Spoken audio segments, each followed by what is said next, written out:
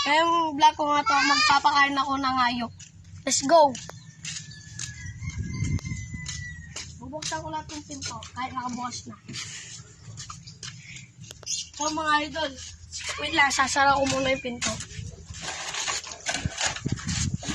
DIY, ano lang po to. Dati po kulungan ng mga bibi to. Alam nyo po yung kinatay ko na bibi. So ito po, magpapakain na po ako ng hayop. Mga bird. Sa English ng hayop ay bird. Sorry ba idol? Uubo ako. Ito, kukuha lang ako. Pag dalawang ibon, 1. Pag may sisi na, 2. Ganyan magpakain ng hayop, mga idol. Tutorial. So, mga idol, lalagay ko na dito. Tapos yung isa naman, kung wala na palang pagkain to, tingnan nyo. So, kuha dito. 1. 2. Tapos, bigyan mo ganito para sa masisiw niya. Ito, lalagay ko na dito. Sorry mga idol, umubo ako eh. Ito po na mga idol. Pag ito naman, pagtatlong yung ibon, pagkita mo yung ibon, cameraman. Dito na. Ito. Isang ganito lang. 1. Pag dalawa sisi na yun. Mas maliit. Oh. 3 ibon na yun. Lalagay mo na dito. Tapos dito naman. Hindi ko dalawa lalagyan niya. Oh. Oh, mga idol. Konti lang na nababawas. Ay, mga idol. Ito, dito. Ito, dito ulit. Ganito. Lalagay mo na. Mamaya na lang. Pag natapos ko ng pakainan at yun lang. Ito po mga idol. Nagpapainom na po ako. Tapos na po ako ng pagpakain.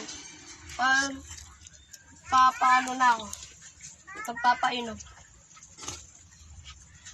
Disclaimer lang po, di po ako professional. Ito po, no? Binuksan ko na po yung tubig. Ay. Sorry mga idol. Yan, lalagay ko na yan. Oh, diba? Tapos lalak ko na yung dito. Yan. Yung dito naman.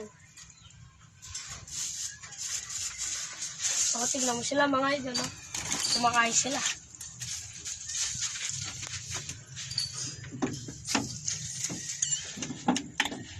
Siyempre, gaganyan mo muna. Para maano sila. Yan, o.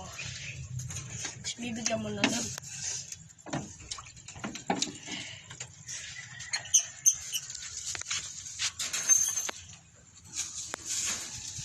Ay, lalak ko na yan. Kasi tapos na tayo dito. Yan dito naman. Kasi yung dalawa.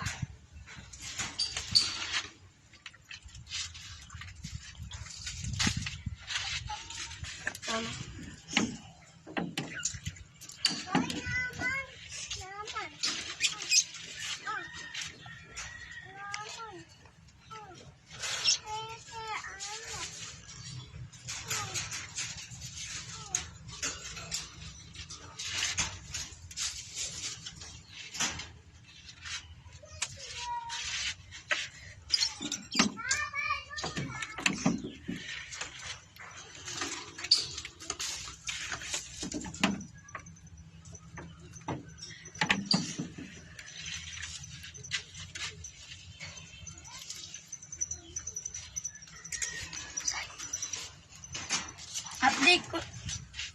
Update ko na lang pag natapos na ako magpainom.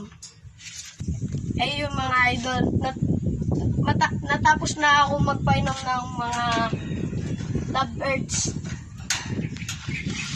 At ko natatapusin yung vlog ko.